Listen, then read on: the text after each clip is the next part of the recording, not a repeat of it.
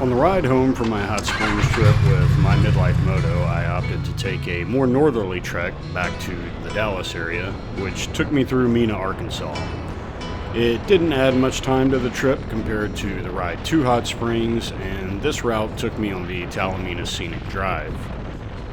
At the east end of the Talimena Scenic Drive is Mena, Arkansas, where I started the ride, and at the western end, or just near the western end, is the town of Talihina, Oklahoma. The total length of the scenic byway is 54 miles. The amount of time it takes to complete the route is, of course, dependent on how many stops at scenic overlooks you take, and, of course, your pace. Most of the route has posted speed limits of 55 miles per hour.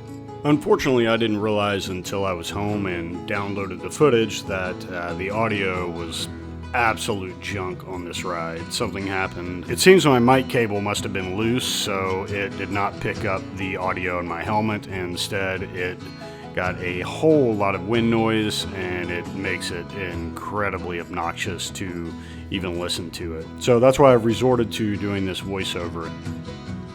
Of course, this video is edited down, but overall I tried to edit it in a way to make it as representative of the ride as I could make it. So yes, it's a bunch of different clips put together, but it seems like an accurate representation of what the ride was like. So it would be really interesting if you can watch the entire video and figure out what I thought was so great about this ride before I actually tell you at the end of this video.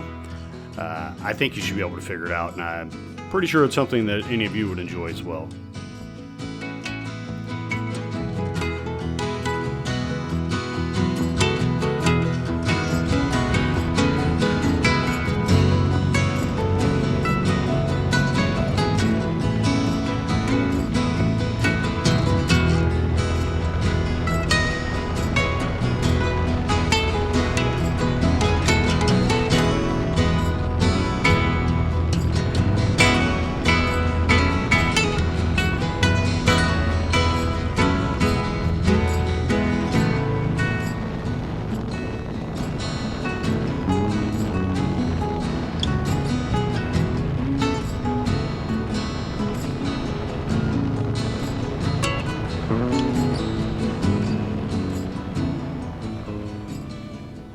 "13 miles northwest of Mena is the Queen Wilhelmina State Park Lodge, which sits atop Rich Mountain, the second highest point in the state of Arkansas. The original Queen Wilhelmina Lodge was constructed in 1898 by the Kansas City, Pittsburgh, and Gulf Railroad as a resort to entice people to travel on the railroad. Many of the railroad investors were Dutch and therefore named the lodge in honor of the Queen of the Netherlands. While investors had grand plans for both the lodge and the railroad company, the Kansas City, Pittsburgh, and Gulf Railroad was in severe financial trouble by the following year, and in the spring of 1900, the Kansas City Southern Railroad took control of its assets at a foreclosure sale. Over the next few years, Queen Wilhelmina Lodge fell into disrepair and eventually closed in 1910. In 1957, the Arkansas State Assembly passed Act 76, which designated the site as a state park. Construction began on a new lodge, which was completed in 1963. Some of the stonework from the original 1898 structure was reused in the construction of the 1963 structure. This second lodge operated from 1963 until 1973, when a kitchen fire spread and destroyed the entire structure. Following the destruction of the second lodge, Arkansas officials quickly set out to construct a third lodge in its place. This third lodge was completed in 1975 and is the lodge that is still in operation today atop Rich Mountain.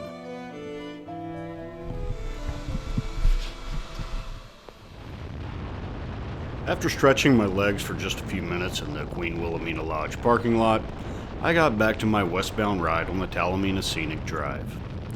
Just about 5 miles west of the lodge is the Arkansas-Oklahoma border. While I did not stop and take a picture, there is a pull-off for a walking path to view an 1877 survey marker for the border. This is one of the few markers still in existence and easily accessible.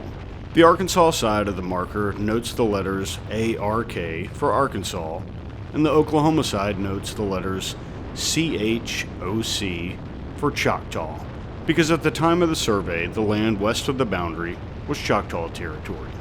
Oklahoma was not admitted as a state for another 30 years, in November of 1907. While I did not stop to see the marker on this trip, I remember seeing it more than 25 years ago on a trip with my grandfather. His mother was part Choctaw, so he had a bit of fascination with Native American history. Ironically, he was responsible for starting my obsession with motorcycles when I was a kid, and some of my favorite stories were him telling me about when he returned home from World War II and bought an Indian Scout. To this day, I think of my grandfather anytime I see anything related to the Choctaw tribe, and anytime I see an Indian motorcycle, old or new. Somewhere there's a photo of my grandfather in, I believe, 1946 or 1947, wearing slacks and a white undershirt while sitting on his Indian Scout under an oak tree in Baton Rouge near the LSU campus. As a kid, I thought that photo was the epitome of cool. Hell, today as a grown man, I still think that's cool.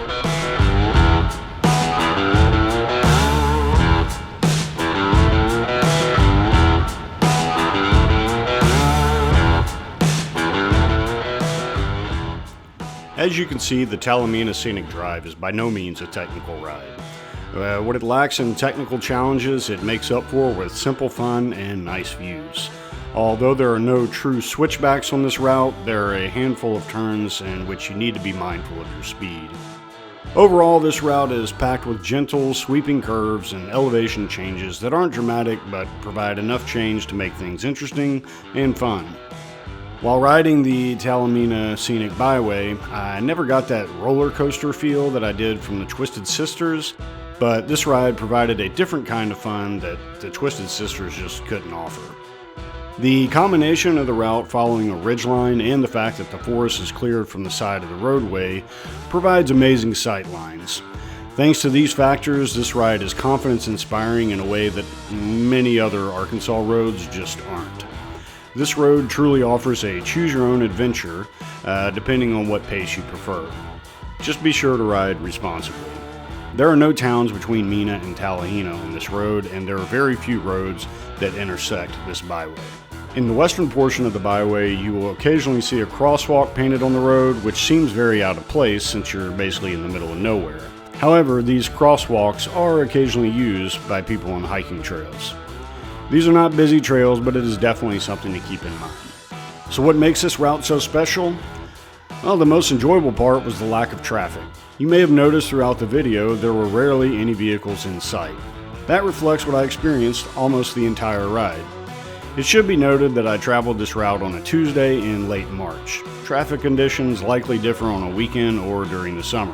Nonetheless, the lack of traffic combined with the excellent sightlines made the route an absolute blast. I can confidently say that this is my favorite road I've ridden in the state of Arkansas. It's also my favorite road I've ridden in Oklahoma, but in fairness, I haven't sought out many motorcycle routes in Oklahoma. If you're looking for a technical ride, this isn't it. If you're looking for a good time, whether that means a relaxing ride or even a more spirited ride with few hazards, this is the route you want. By the time I got to Talihina, it was time for lunch and I was craving tacos.